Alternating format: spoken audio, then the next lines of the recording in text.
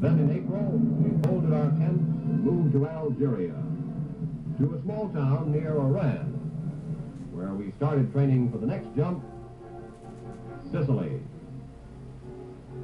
We were getting used to the water now. In fact, some of the GIs put in for sea pay.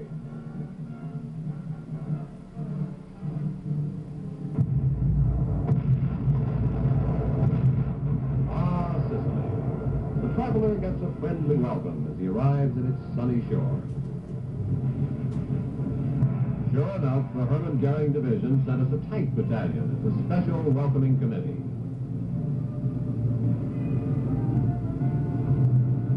But we knocked the H out of Hermann. The 14th and the 78th Field did a swell job there.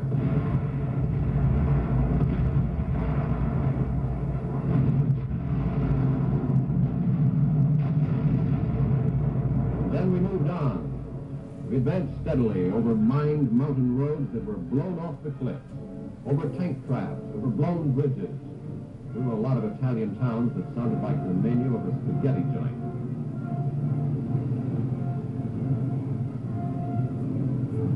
Until we reached the end of the road, Palermo, the last dish on that Italian menu. After setting up the administration of the western part of the island, we took another boat ride.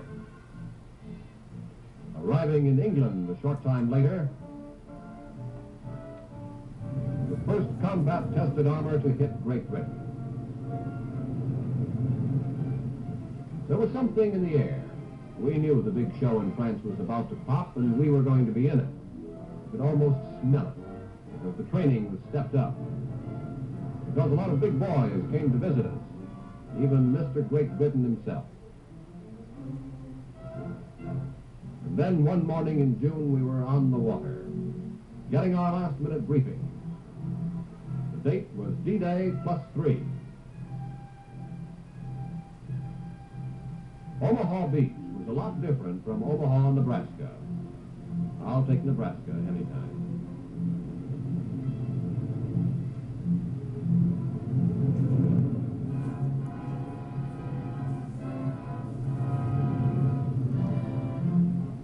On D-Day +5, we were in it up to our necks, slugging it out with the Germans at Carentan. It was hedgerow country. Natural barriers 10 to 12 feet high, Jerry thought would stop us dead. Here's one time we threw the book away, used our tanks as battering rams. This was only the warm-up to the main event. The famous St. Lo breakthrough. Combat Command A, led by the 66, fought in the vicinity of Tessy-sur-Vire, securing the left shoulder of the opening.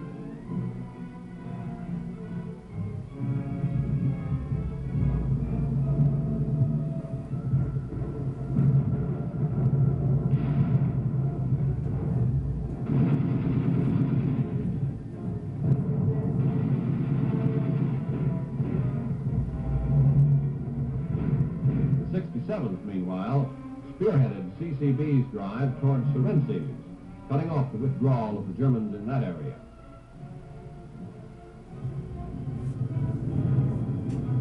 Old man Churchill was right. It's sweat, blood, and tears. It's fighting, street by street, house to house, hand to hand.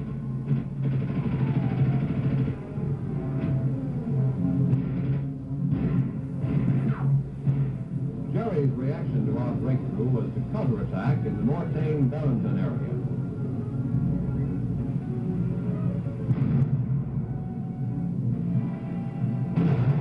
But we smashed it. And how?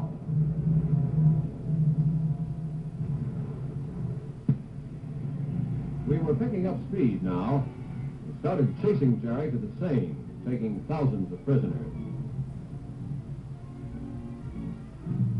Pursuing him at an even faster pace toward the Somme, crossing the river at an unexpected point.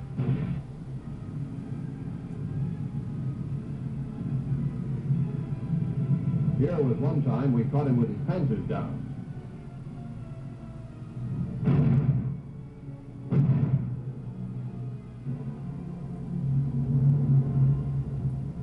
On 2 September 1944, the 1st Allied elements, led by the 82nd Recon, rolled over Belgian soil. Driving across to the Dutch border, he bridged the Albert Canal, pushing north on a line through Sittard.